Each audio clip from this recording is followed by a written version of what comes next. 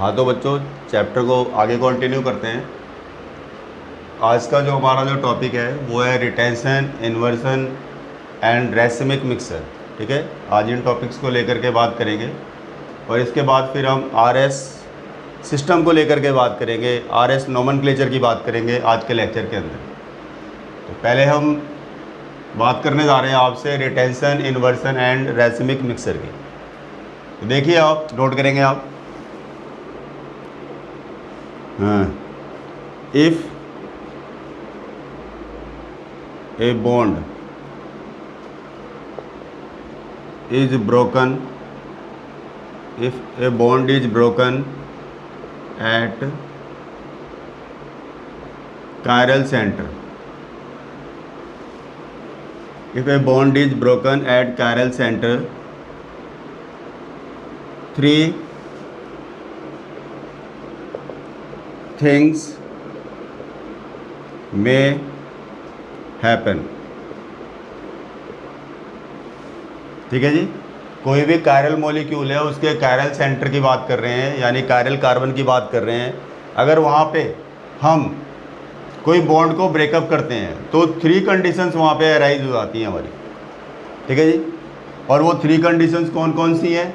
Retention, inversion and racemic mixer. कौन कौन सी condition है हमारी? या तो वहाँ पे रिटेंशन होगी, वहाँ पे हमारे पास में इन्वर्सन कॉन्फ़िगरेशन होगी, या फिर वहाँ पे रेसिमिक मिक्सर का फॉर्मेशन हो रहा होगा। ठीक है जी, तो फर्स्ट लेके चलते हैं। जैसे कि हम रिटेंशन से क्या मतलब है हमारा?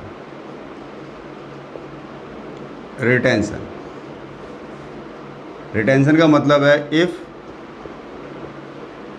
N incoming group get attached to a chiral center,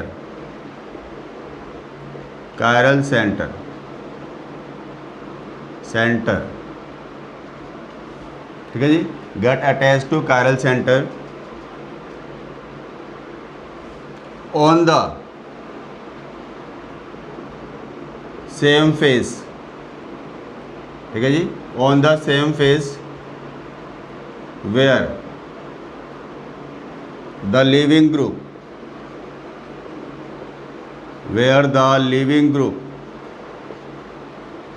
has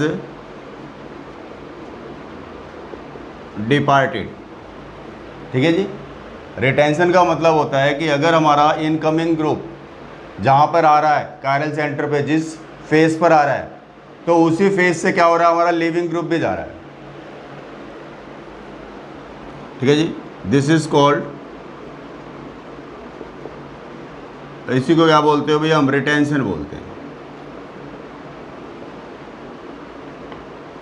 ठीक है जी, दिस इज कॉल्ड रिटेंशन। अब आप इसको समझते हैं हम, देखो एक रिएक्शन करा देते हैं। जैसे हमारा ये कार्बन एटम है, ये हमारा इसके एक बॉन्ड के साथ में C2H5 है। ठीक है जी, और एक बॉन्ड के साथ में इसके क्या है, हमारा हाइड्रोजन एटम है, और इसके एक बॉन्ड के साथ में हमारा क्या है, CH3 है, और एक बॉन्ड के साथ में मैंने मान लो कोई हैलोजन लगाया हुआ है, X लगाया हुआ है। ठीक है जी, अब मुझे क्या करना है जी, ये हमारा लिविंग ग्रुप है जो यहाँ से जाने वाला है, इसको किसके थ्रू रिप्लेस कर रहे हैं भाई? हम Y के थ्रू। Y क्या है हमारा? यहाँ पर इनकमिंग ग्रुप है। Y क्या है हमारा? इनकमिंग ग्रुप है। ये किसको हमारा यहाँ से डिपार्ट करा रहा है? इस X को।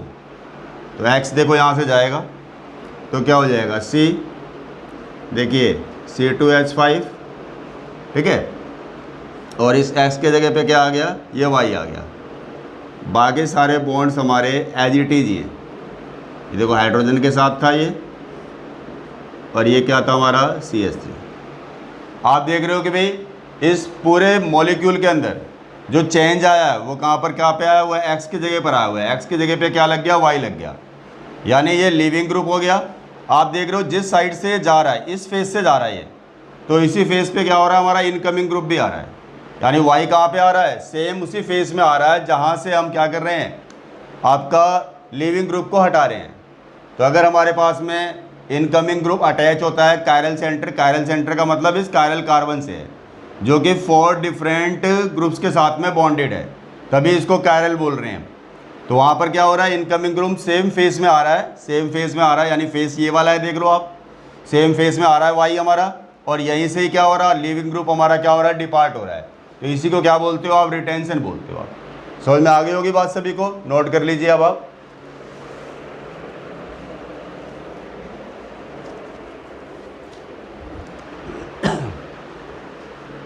ठीक है जी। अब इसके बाद आपसे बात करते हैं, नेक्स्ट है हमारा इन्वर्जन से क्या मतलब है। देखिए नेक्स्ट हमारी जो हेडिंग है वो क्या हमारी, इन्वर्जन से क्या मतलब है देखते हैं हम। इन्वर्जन आप हेडिंग डाल देंगे आप, इन्वर्जन। ठीक है जी। इन्वर्जन में क्या होता है देखिए, if an incoming group, if an incoming group, ठीक है जी, get attached to chiral center,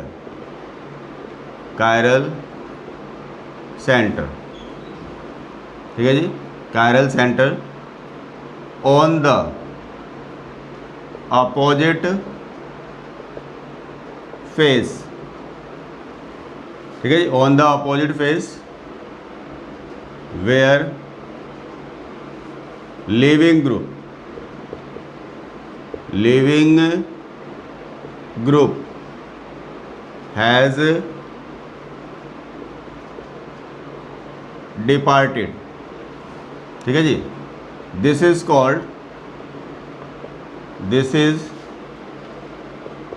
called आप क्या बोलेंगे, हमारा क्या हो गया, इन्वर्जन कॉन्फ़िगरेशन। ये हमारी इन्वर्जन कॉन्फ़िगरेशन बन रही है हमारी। अगर हमारा जो इनकमिंग ग्रुप है जो कायरल सेंटर के साथ में अटैच हो रहा है, ठीक है जी, वो कहाँ पर अटैच हो रहा है, on the opposite face where the leaving group has departed. यानी अब आप देखिए, जैसे कि हम मॉलिक्यूल को लेते हैं, जैसे ये हो गया कार्बन है, इसके साथ क्या दिखाया था हमने, C2H5। अब एक बॉन्ड में हमने क्या दिखाया था, इस तरीके से हाइड्रोजन, और एक बॉन्ड से मैंने दिखाया था आपको ये CH3, और इस साइड में क्या था हमारा, ये आपका X था। अब इनकमिंग ग्रुप आ रहा है हमारा, इनकमिंग ग्रुप आ रहा है, जैसे ये Y आ रहा है, देख रहे हो आप। अब ये क्या करेगा, इस X को हटाएगा, हमारा X यहाँ से लीव कर रहा है, ठीक है जी। अब X इधर से लीव कर रहा है, अब इस कायरल सेंटर के साथ में जो Y अटैच हो रहा है इसके अपोजिट में अटैच हो रहा है, यानी कि आपका X अगर इस साइड में है तो Y इसके अपोजिट में जा रहा है, इसके साथ में बॉन्ड बनाने के लिए। ठीक है जी। तो यानी अब आपका मॉलिक्यूल में क्या हो रही है, इन्वर्जन देखने को मिल रही है हमारे को। यानी ये आपका हो गया देखिए C2H5। अब इस कंडीशन में ये क्या हो जाएगा, इसका इस साइड में अब H को दिखा देंगे आप, और ये क्या हो जाएगा आपका CH3, देख रहे हो आप। और इधर क्या हो जाएगा हमारा, इस साइड में आप देख लो ये Y लग गया। ठीक है जी। अब आप देख रहे हो जिधर को X है, Y क्या है, उसके अपोजिट साइड में आकर के इस कायरल सेंटर के साथ में बॉन्ड बना रहा है। ठीक है जी। तो जिधर से आपका इनकमिंग ग्रुप हमारा जा रहा है, सॉरी आ रहा है, मतलब जिधर से इनकमिंग ग्रुप क्या हो रहा है हमारा भी आ रहा है। ठीक है जी। जिधर को इनकमिंग ग्रुप हमारा आ रहा है और लिविंग ग्रुप क्या हो रहा है, उससे अपोजिट साइड से जा रहा है।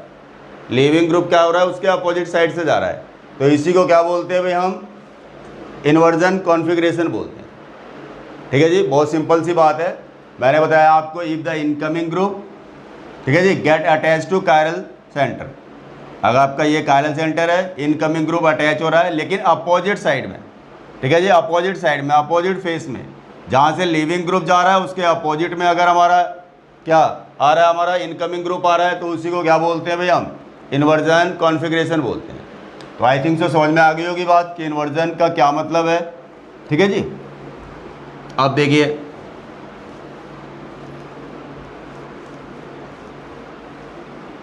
अब मैं बात कर रहा हूँ आपसे थर्ड केस की, वो है हमारा racemic mixer.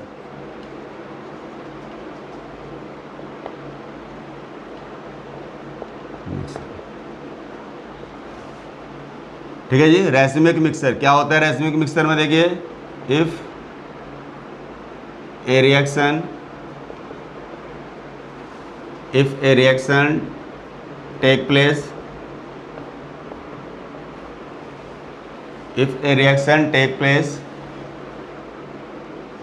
and 50% retention occurs, ठीक है जी, एंड 50%, ठीक है जी, इन्वर्जन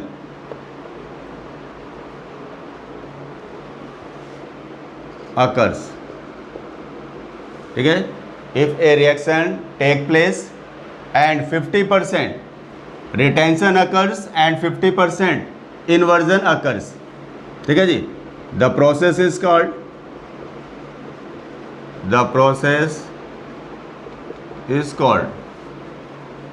रेसिमाइजेशन।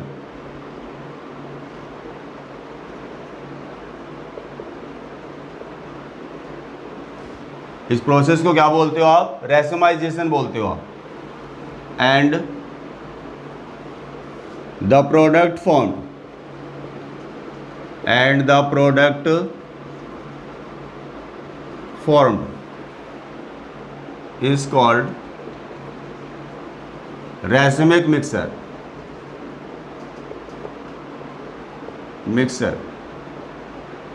ठीक है जी, racemic mixer which is always, ठीक है जी, ऑप्टिकली इनएक्टिव, ठीक है जी। क्योंकि अगर आपका बोल रहे हैं कि कोई रिएक्शन अगर हो रही है, वहाँ पे 50% अगर रिटेंशन हो रही है, 50% आपकी इन्वर्जन हो रही है, तो अगर रिटेंशन का जो प्रोडक्ट है हमारा, अगर वो पीपीएल लाइट को, प्लेन पोलराइज्ड लाइट को क्या कर रहा है? राइट में रोटेट कर रहा है, यानी कि क्लॉकवाइज डायरेक्शन में रोटेट कर रहा है, तो दूसरा वाला भी तो सेम अमाउंट में है, वो भी तो 50% है। वो क्या काम करेगा आपका? उसी पीपीएल लाइट को वो एंटी क्लॉकवाइज डायरेक्शन में रोटेशन देगा टू द सेम एक्सटेंट।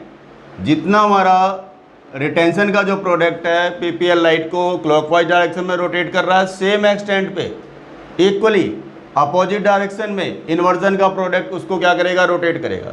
तो दोनों के इफेक्ट क्या हो जाएंगे भाई? जितनी राइट में रोटेशन हो रही है उतनी लेफ्ट में रोटेशन हो रही है, तो क्या हो गया? म्यूचुअल इफेक्ट क्या हो जाएगा? वहाँ पे कैंसिल हो जाएगा, तो जिसकी वजह से पीपीएल लाइट रोटेट नहीं कर पाएगी।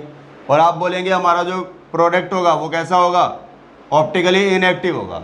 और इसी को क्या बोलते हो? जो प्रोडक्ट बन रहा है हमारा, दोनों का जो मिक्सर बन रहा है, उसी को बोलते हो आप रेसिमिक मिक्सर बोलते हो। क्या बोलते हो जी? Racemic mixer. अब इसी को समझते हैं हम। जैसे कि हमारे पास में क्या है, ये देखिए C है, और ये हमारा क्या हो गया? C2H5 है, और ये हो गया हमारा एक बॉन्ड किसके साथ में? हाइड्रोजन के साथ। और एक बॉन्ड ये हमारा हो गया इसका CH3 के साथ, और एक बॉन्ड हो गया किसके साथ में? आपका इस X के साथ में। अब आपको मालूम है, अगर हम Y को यहाँ पर इसके साथ में रिएड करा रहे हैं, तो X क्या हो जाएगा? यहाँ पे लिविंग ग्रुप हो जाएगा। तो एक कंडीशन मैंने क्या बताई आपको कि ये देखो C2H5 है, और ये हमारा क्या है जी? आपका एज इट इज हाइड्रोजन है, और ये हमारा क्या हो गया जी? आपका CH3, और ये हमारे पास क्या है जी? X की जगह पे क्या आ गया? Y आ गया। अगर सेम फेस में आपका Y आ रहा है, जिस फेस से X आ रहा है, तो आप बोलते थे उसमें क्या हो रहा था वहाँ पे केस भाई? रिटेंशन हो रहा था। तो यहाँ पे बोलेंगे ये हमारा केस कौन सा है? रिटेंशन। अब अगर इसी में ही हम Y को दे रहे हैं, Y आ रहा है, X को हटा रहा है, लेकिन हमारे पास जो इनकमिंग ग्रुप आ रहा है, उस फेस में नहीं आ रहा जहाँ से X को हटा रहे हैं, उसके अपोजिट फेस में आ रहा है। तो यानी अब आप देख रहे हो, आप ये इसका ये हाइड्रोजन दिखाया हुआ है मैंने, और ये हो गया इसका CH3 और ये क्या आ गया हमारा, ये Y आ गया। तो यहाँ पर क्या हो गया केस आपका, आप बोलेंगे इन्वर्जन का केस हो गया। यहाँ पे क्या हो गया, इन्वर्जन। अब कंडीशन क्या बताइए मैंने आपको रेसमिक मिक्सर के अंदर, अगर आपका Y आ रहा है, अगर Y आ रहा है और X को रिमूव कर रहा है तो 50% तो आपका ये वाला बना रहा है और 50% इस वाले को बना रहा है, इस प्रोडक्ट को। तो आप कह सकते हो ये फर्स्ट हो गया, मान लो इसका प्रोडक्ट, इसका फर्स्ट प्रोडक्ट है, ये मान लीजिए हमने इसका सेकंड प्रोडक्ट बोला। तो रेसमिक मिक्सर जब बनेगा तो इन दोनों का फर्स्ट और सेकंड का मिक्सर मिल रहा है हमारे को। 50% तो हमारा फर्स्ट वाला है और 50% ही हमारा सेकंड वाला है, ठीक है जी।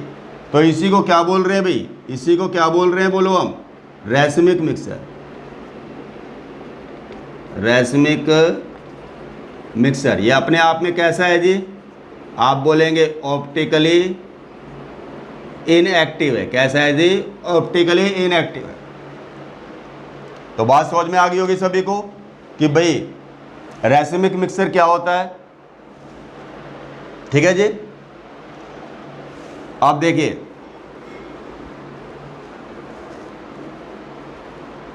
बहुत सिंपल सा कंसेप्ट है हमारा रेसमिक मिक्सर का। इसकी एक स्टेटमेंट चाहो तो और भी नोट कर सकते हो आप, इसके हम एक स्टेटमेंट और करके और नोट कर लेते हैं रेसमिक मिक्सर की। आप देखो the equimolar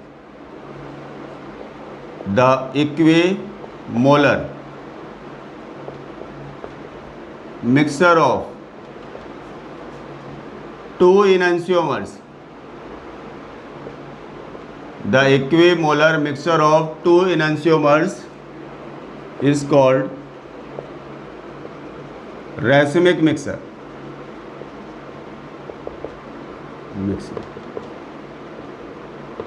which is optically inactive, ठीक है जी, विच इज ऑप्टिकली इनएक्टिव। अब आप समझिए, आप बहुत सिंपल सी बात है, जैसे कोई कंटेनर है हमारा, ठीक है जी, इसके अंदर हमारा क्या है, ये हमने किसी ऑप्टिकली एक्टिव कंपाउंड को ले लिया। अगर ये हमारा डेक्स्ट्रोरोटेटरी है तो ये क्या काम करेगा, इससे अगर हमारी ये PPL लाइट अगर यहाँ पे गुजर रही है, देख लो ये PPL लाइट अगर इससे यहाँ से पास आउट कराएंगे तो ये क्या काम करेगा, इसको राइट में रोटेट कर देगा। अगर ये डेक्स्ट्रोरोटेटरी है, D कैटेगरी का है, ठीक है जी। और अगर जितने अमाउंट में ये D वाला है, इसके उतने ही अमाउंट में हमने L वाले को भी ले लिया, लेवोरोटेटरी को भी ले लिया। यानी कि अब मैं बात कर रहा हूँ, यानी कि जैसे ये सॉल्यूशन के हमने 2 पार्ट कर दिए।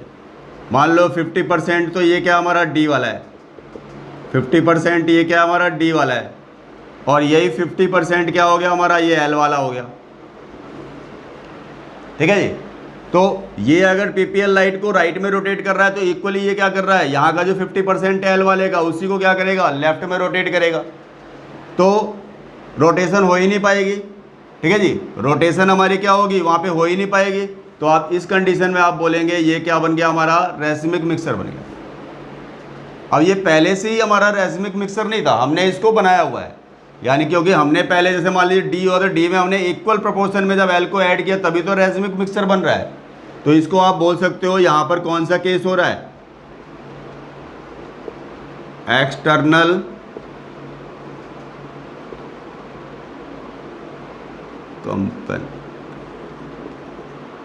कंपनसेशन का केस हो रहा है, ठीक है जी, एक्सटर्नल कंपनसेशन का केस हो रहा है।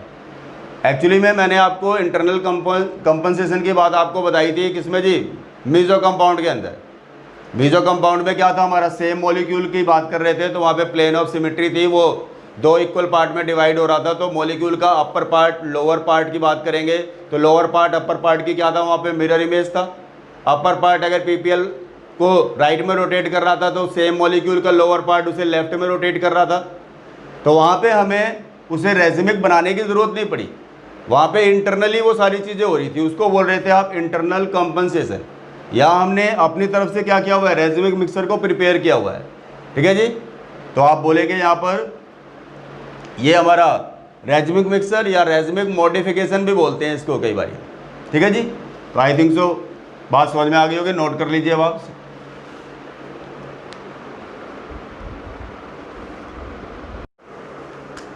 हाँ तो बच्चों जो हमारा जो नेक्स्ट हेडिंग है हमारी वो है R and S configuration. R का मतलब यहाँ पे क्या होता है, रेक्टस, और एस का मतलब होता है आपका सिनेस्टर। ये मैंने एग्जांपल्स दिए हुए हैं जहाँ पर मैं आपको आर एंड एस कॉन्फ़िगरेशन के बारे में यहाँ पे समझाऊंगा आपको इन एग्जांपल्स के थ्रू। रेक्टस का क्या मतलब होता है, आप कह सकते हो कि भाई क्लॉकवाइज रोटेशन। जब हम क्लॉकवाइज रोटेशन की बात करेंगे तो वहाँ पर केस क्या हो जाएगा हमारा, आर कॉन्फ़िगरेशन का केस हो जाएगा। और सिनेस्टर का मतलब होता है हमारा anti clockwise rotation, anti clockwise rotation.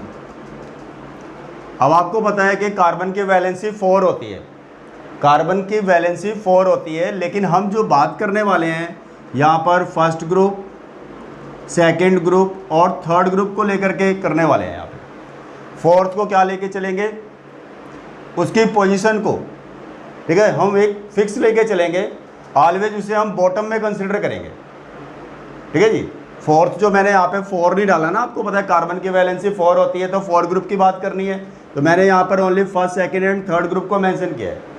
Actually में जो फोर्थ ग्रुप होगा, जिसकी प्रायोरिटी ऑर्डर की बात करेंगे, जिसकी लोवेस्ट होगी, तो उसे हम क्या करेंगे, ऑलवेज एट द बॉटम लेके चलना है। जैसे अब आपको देखो 4 पोजिशंस है, तो यहाँ बॉटम पोजिशन कौन सी हो जाएगी, नीचे वाली।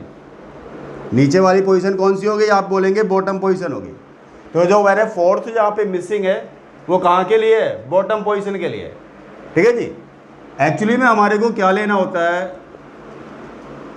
प्रायोरिटी ऑर्डर लेना होता है। और प्रायोरिटी ऑर्डर में किस बात का ध्यान रखना होता है, एटॉमिक नंबर को। किसको ध्यान रखना होता है जी, एटॉमिक नंबर को। जो एटम हमारा या जो ग्रुप डायरेक्टली हमारा कायरल कार्बन एटम के साथ में अटैच्ड है, अगर उसका एटॉमिक नंबर अगर हाई है, यानी कि सबसे ज़्यादा है, तो आप उसे प्रायोरिटी में फर्स्ट प्रेफरेंस देंगे। जैसे जैसे एटॉमिक नंबर कम होता जाएगा, उसके प्रायोरिटी ऑर्डर की बात करेंगे तो उसका प्रायोरिटी ऑर्डर भी क्या होता जाएगा, डिक्रीज होता जाएगा। अब बात को समझते हैं, यहाँ पर एग्जाम्पल में समझते हैं। अब आप इधर देखिए, जैसे हमारा Br है, I है, H है और क्लोरीन है। हाइड्रोजन का एटॉमिक नंबर कितना होता है, 1 होता है, आपको मालूम है। हाइड्रोजन क्या है, प्रायोरिटी ऑर्डर में सबसे पीछे रहेगा। इसका मतलब अगर फ्लोरीन, क्लोरीन, ब्रोमीन, आयोडीन, आपको मालूम है फ्लोरीन, क्लोरीन, ब्रोमीन, आयोडीन नीचे की तरफ आते हैं तो क्या होता है, एटॉमिक नंबर इंक्रीज होता है। तो आपका यहाँ पर हमारे पास Br, Cl एंड I दिए हुए हैं, तो सबसे ज़्यादा एटॉमिक नंबर किसका होगा, इस I का होगा। तो मैंने बताया आपको कि जितना एटॉमिक नंबर हाईएस्ट होता है, प्रायोरिटी ऑर्डर भी उसका हाईएस्ट होता है। तो यहाँ पर I को क्या करेंगे आप, फर्स्ट प्रायोरिटी ऑर्डर में फर्स्ट प्रेफरेंस देंगे आप।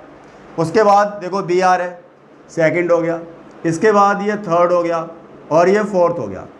जो मैंने आपको बताया कि जो फोर्थ नंबर हमारा मिसिंग है वो किसके लिए है, उस ग्रुप के लिए है जो प्रायोरिटी ऑर्डर में सबसे लास्ट में आता है। और इसमें कॉन्फ़िगरेशन में इस बात का ध्यान रखना है कि जो फोर्थ वन है हमारा वो कहाँ पर होना चाहिए, बॉटम पोजीशन पर होना चाहिए। कहाँ पर होना चाहिए जी, बॉटम पोजीशन पर होना चाहिए। तो यहाँ पे तो ऑलरेडी बॉटम पोजीशन पर है पहले से ही, तो इसमें हमें कुछ करने की ज़रूरत नहीं है। अब आप देखिए ये नंबर आप फॉलो कर रहे हो, आप 1, 2 एंड 3 इस नंबर के अकॉर्डिंग चलिए आप। अगर मुझे फर्स्ट से सेकंड पे जाना है तो मुझे इससे इस डायरेक्शन में आना पड़ेगा, सेकंड से थर्ड पे जाना है तो इस डायरेक्शन में आगे जाना पड़ेगा। तो यानी मेरा ऑर्डर क्या हो जाएगा, इस तरीके से फर्स्ट, सेकंड एंड थर्ड। अब ये बताइए कौन सी रोटेशन है आपकी, आपको पता है ऐसे हम जाते हैं तो ये क्लॉकवाइज होती है और इस तरीके से बात करते हैं तो एंटी क्लॉकवाइज होती है। तो यहाँ पर आपको क्या दिखाई दे रहा है, आपको देखो इस तरीके से, यानी कि क्लॉकवाइज रोटेशन दिखाई दे रही है आपको। यानी ये कॉन्फ़िगरेशन कौन सी है बोलेंगे तो हमारी आर। आप इसको बोलेंगे ये कौन सी कॉन्फ़िगरेशन है हमारी, आर कॉन्फ़िगरेशन है। क्यों, क्योंकि यहाँ पर हमारी क्लॉकवाइज रोटेशन की बात हो रही है। अब देखिए सेकंड वन की बात करते हैं, इसको देखिए वहाँ, इसमें भी क्या है आपका हाइड्रोजन, आपको देख रहे हो बॉटम में नज़र आ रहा है। अब प्रेफरेंस ऑर्डर चेक करते हैं, तो आपका देखिए आई को हम क्या देंगे, फर्स्ट प्रेफरेंस, फिर Br को और Cl को क्या देंगे आप, थर्ड प्रेफरेंस। अब यहाँ पर देखेंगे तो फर्स्ट, सेकंड एंड थर्ड, तो आपका रोटेशन कैसी होगी, इस तरीके से होगी भाई, first, second and third. Anti clockwise, तो एंटी क्लॉकवाइज का मतलब क्या हो गया, यहाँ पर आपसे कौन सी बात हो रही है, आप बोलेंगे एंटी क्लॉकवाइज की बात हो रही है। तो एंटी क्लॉकवाइज की बात हो रही है तो इसका मतलब कॉन्फ़िगरेशन कौन सी हो गई, एस। ऊपर वाले में कौन सी बात हुई थी बोलेंगे तो हम, भाई यहाँ पर हमारी क्लॉकवाइज की बात हुई थी, तो आपने आर कॉन्फ़िगरेशन बताया था इससे आप, तो भाई कौन सी कॉन्फ़िगरेशन है इस मॉलिक्यूल के अंदर, तो आप बोलेंगे आर। इस वाले में कौन सी हो गई, एंटी क्लॉक की वजह से एस। अब आप देखिए नीचे वाले को देखते हैं। अब नीचे वाले में गड़बड़ है, देख लीजिए अब आप, एच कहाँ दिखाई दे रहा है आपको, बॉटम में नहीं दिखाई दे रहा। जब एच बॉटम में नहीं दिखाई दे रहा तो अगर आपका ऐसा ग्रुप जो आपकी लोवेस्ट प्रायोरिटी ऑर्डर को रखता है, अगर वो हमारा मॉलिक्यूल के अंदर भाई राइट साइड में दिखाई दे रहा है, तो आप एक काम करो, आप उसको क्लॉकवाइज डायरेक्शन में लेकर आ जाओ। आप क्या करो जी, आप क्लॉकवाइज डायरेक्शन में लेकर आ जाओ। लेकिन हाँ, जो टॉप है हमारा, टॉप है, जो टॉप पोजीशन पर जो हमारा एटम है, उसको आपने नहीं छेड़ना है, उसको एज इट इज़ रहना है। आपने इसको क्या कर देंगे, बोल देंगे भाई आपको इसको फिक्स रखना। आपने किसको जी, टॉप वाले को फिक्स, आप कह सकते हो the top group, fix the top group. हमने क्या कर दिया, आपका ये जो टॉप ग्रुप है इसको क्या कर दिया हमने, फिक्स कर दिया। टॉप वाले को नहीं छेड़ना आपने, आपको क्या करना है, जो आपका जो लोएस्ट प्रायोरिटी में जो ग्रुप है हमारा, उसे कहाँ पे रखना है, लाना है हमारे को बॉटम में। अब इसको आप रोटेट कर दीजिए, अब आप बॉटम में लाएंगे इसको, देखो आप क्लॉकवाइज रोटेशन दिखा दी मैंने, ये देखिए एच कहाँ आ जाएगा, बी आर की जगह पे, और इसको तो फिक्स रखना है आपने, तो आई किसकी जगह पे चला जाएगा, एच की जगह पे। आई किसकी जगह पे चला जाएगा, एच की जगह पे। एच आ गया बी आर की जगह पे, और आई किसकी जगह पे आ गया, एच की जगह पे। तो यानी केस क्या बन गया इसका मतलब, आप यहाँ पे ध्यान दीजिए। अब आप भाई सी, और ये सॉरी सी को दिखाने की ज़रूरत नहीं है क्योंकि हमने ये आपको फिशर प्रोजेक्शन का केस दिखाया हुआ है ना आपको। अब आप देखिए एच को तो लेके आ गए हम बी आर की जगह पे, और बी आर किसकी जगह पे आ गया, आई की जगह पे, और आई किसकी जगह पे आ गया, एच की जगह पे। और ये आपका सी एल को आपने होल्ड किया हुआ है, इसको फिक्स लेके चल रहे हैं, ठीक है जी। इसको क्या लेके चल रहे हैं हम, फिक्स लेके चल रहे हैं टॉप वाले को। अब आप चेक करते हैं, अब रोटेशन को चेक कीजिए। अब आप प्रायोरिटी ऑर्डर में आई फर्स्ट आ गया, बी आर ये सेकंड है, सी एल क्या हमारा थर्ड है। अब इसको अगर हम देखें, इसको अगर हम ध्यान से देखें तो आप देखिए फर्स्ट से सेकंड की तरफ, सेकंड से थर्ड की तरफ, ऐसे तो आओगे आप। ये कौन सा ऑर्डर हो गया बोलेंगे तो, भाई किस डायरेक्शन में रोटेशन दिखाई दे रही है आपको, देखो क्लॉकवाइज हो रही है ना भाई, तो आप इसको क्या बोलेंगे भाई हम, ये हमारी क्लॉकवाइज है। तो क्लॉकवाइज रोटेशन की वजह से इसको क्या बोलेंगे भाई, हमारी कौन सी कॉन्फ़िगरेशन है, ये हमारी आर कॉन्फ़िगरेशन है। आई थिंक सो केस समझ में आ गया होगा आपको। मैं थोड़ा रफ कर देता हूँ, थोड़ा सा स्पेस मिल जाएगा मुझे आपको समझाने के लिए। तो मैंने ये थर्ड केस समझाया आपको भी। अब देखिए फोर्थ वन की बात करता हूँ आपसे, मैं फोर्थ वन की बात करता हूँ। यहाँ पे हाइड्रोजन क्या है, देखिए देख लीजिए। अब आप इस साइड में था तो हमने क्या किया, क्लॉकवाइज रोटेट कर दिया। अब इस साइड में तो इसको एंटी क्लॉकवाइज रोटेट कर दो आप। एच को तो देखो बी आर की जगह ले आओ, बी आर किसकी जगह पे चला जाएगा, आई की जगह पे। इसको आपने रखना है क्या जी, फिक्स, ठीक है जी। टॉप वाले को क्या रखना है आपने, फिक्स रखना है। अब आप देखिए जब बी आर आई की जगह पे जाएगा तो आई कहाँ पे आएगा, इस एच की जगह पे। तो केस क्या बन गया इसका मतलब, अब रोटेशन जब करी आपने तो देखिए ये हो जाएगा आपका, एच आ गया बी आर की जगह पे, बी आर आ गया आई की जगह पे, और आई आ गया इस एच की जगह पे, और इसको आपने फिक्स किया हुआ है। अब आप चेक करते हैं रोटेशन क्या बन रही है हमारी। देखिए आई हमारा फर्स्ट, बी आर हमारा सेकंड, और सी एल हमारा थर्ड, यानी फर्स्ट सेकंड थर्ड, इस तरीके से। तो आप देखिए ये एंटी क्लॉकवाइज केस है हमारा, तो आप बोल रहे हैं ये हमारा केस कौन सा है, एंटी क्लॉकवाइज। एंटी क्लॉकवाइज मतलब एस कॉन्फ़िगरेशन है हमारी। कौन सी कॉन्फ़िगरेशन है बोलेंगे यहाँ पर हम, भाई एस कॉन्फ़िगरेशन होगी। अब देखिए अब इस वाले को चेक करते हैं, इस एग्जांपल को इस पे अप्लाई करते हैं कि भाई आर है या एस का केस बन रहा है। अब ये तो ऑलरेडी हमारा बॉटम में ही है, तो लोएस्ट प्रायोरिटी वाला जो ग्रुप है वो हमारा ऑलरेडी क्या है, हमारा यहाँ बॉटम में ही दिखाया हुआ है, तो यहाँ पे छेड़ने की हमें ज़रूरत नहीं है इसको। अब आगे इनको नंबर डाल दो, फर्स्ट ये हो जाएगा सेकेंड, और ये हो जाएगा थर्ड। तो ऑर्डर क्या हो गया इस तरीके से, यानी आप देख रहे हो भाई क्लॉकवाइज क्लॉकवाइज क्लॉकवाइज का मतलब क्या हो गया, आर कॉन्फ़िगरेशन है हमारी, इसमें हमें कुछ नहीं करना पड़ा, डायरेक्टली आपने नंबर डाल दिए प्रायोरिटी ऑर्डर के हिसाब से। अब आपने देखा कि आर कॉन्फ़िगरेशन बन रही है, ठीक है जी। अब इस वाले को देखते हैं, नीचे वाले को। अब आप देखिए, अब यहाँ पर देखिए CH3 है, CH2 CH3 है, NH2 है और OH है। अब आपको इसमें ध्यान देने की ज़रूरत यह है कि जो एटम डायरेक्टली इस कायरल कार्बन के साथ में अटैच्ड है, ठीक है जी, जो atom directly chiral carbon atom के साथ में अटैच है, उन एटम्स को देखना है कि भी किसका एटॉमिक नंबर ज़्यादा है। यहाँ पे ऑक्सीजन अटैच है, इधर कार्बन अटैच है, इधर नाइट्रोजन अटैच है। पहले इन तीनों को देखते हैं। यहाँ पे दो सेम हो रहे हैं, इसकी बात मैं अलग से करता हूँ अभी आपसे। तो ऑक्सीजन का एटॉमिक नंबर ज़्यादा होता है नाइट्रोजन से, ठीक है जी, और नाइट्रोजन का ज़्यादा है कार्बन से। तो सबसे ज़्यादा प्रेफरेंस किसको देंगे हम, ऑक्सीजन वाले को। तो अब आप ऑक्सीजन वाले को प्रेफरेंस दे रहे हो, ये फर्स्ट हो गया हमारा। अब ये क्या हो गया, सेकंड हो गया। अब बात आती है इन दोनों की, भाई किसको प्रेफरेंस देंगे। फर्स्ट एटम जो है कार्बन है, जो कि डायरेक्टली, यहाँ पे भी कार्बन है जो डायरेक्टली इस सेंट्रल वाले कार्बन के साथ में अटैच्ड है। अब देखिए इसका दूसरा एटम कौन सा है, हाइड्रोजन है। इसका भी दूसरा एटम हाइड्रोजन है। इसका अगला एटम क्या है हमारा, वो भी हाइड्रोजन है। इसका भी क्या, अगला हाइड्रोजन है। इसका नेक्स्ट एटम क्या है, देखो फर्स्ट तो यही हो गया, सेकंड, थर्ड और फोर्थ वाला क्या है, इसका हाइड्रोजन है। और यहाँ पर क्या है, देखो फर्स्ट ये हो गया, सेकंड थर्ड हाइड्रोजन है, और इसका फोर्थ वाला क्या है, कार्बन है। यहाँ फोर्थ वाला हाइड्रोजन मिल रहा है, यहाँ फोर्थ वाला कार्बन मिल रहा है।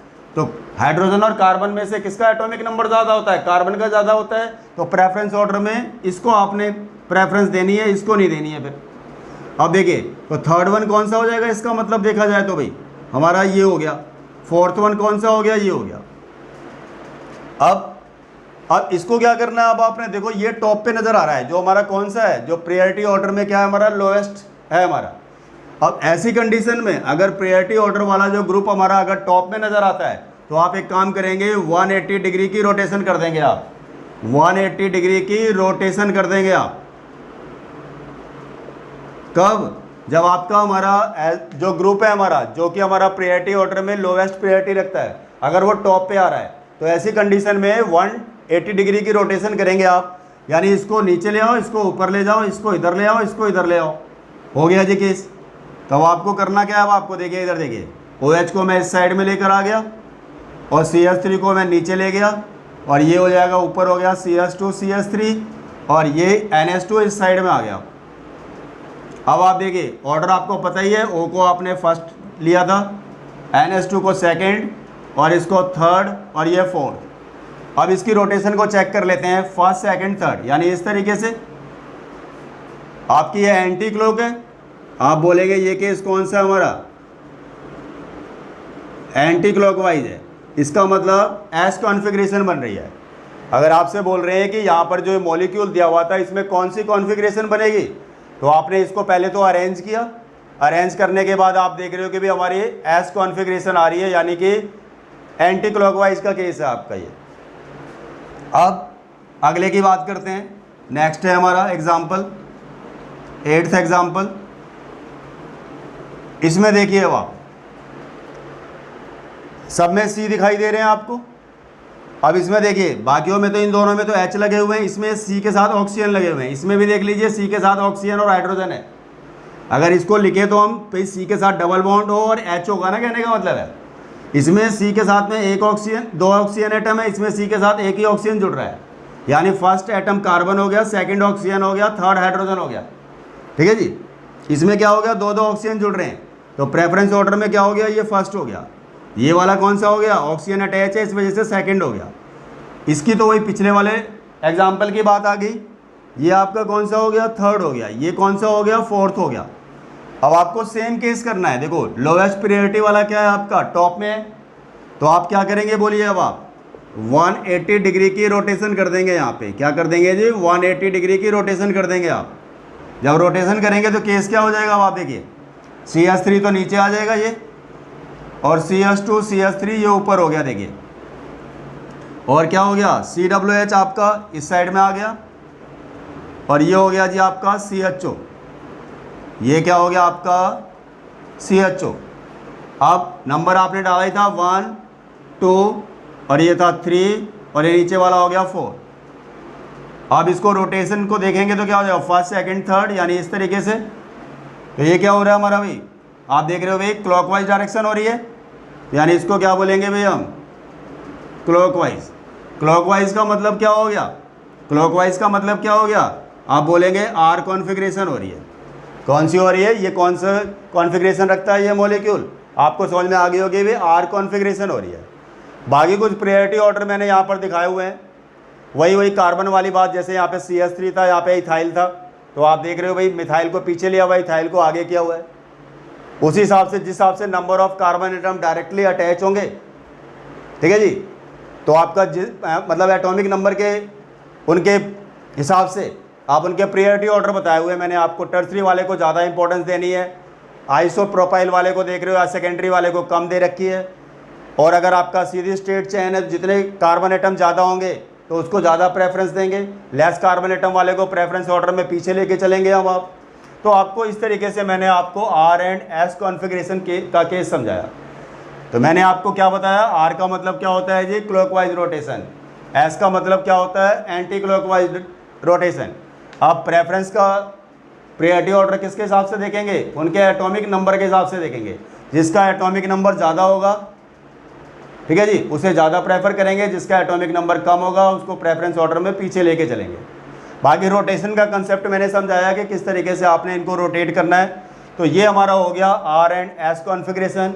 तो बहुत ही इंपॉर्टेंट टॉपिक था इस लेसन के हिसाब से देखा जाए तो। आई थिंक सो सभी को समझ में आ गया होगा, ठीक है जी। तो नोट डाउन कर लीजिए अब आप सारी चीज़ें।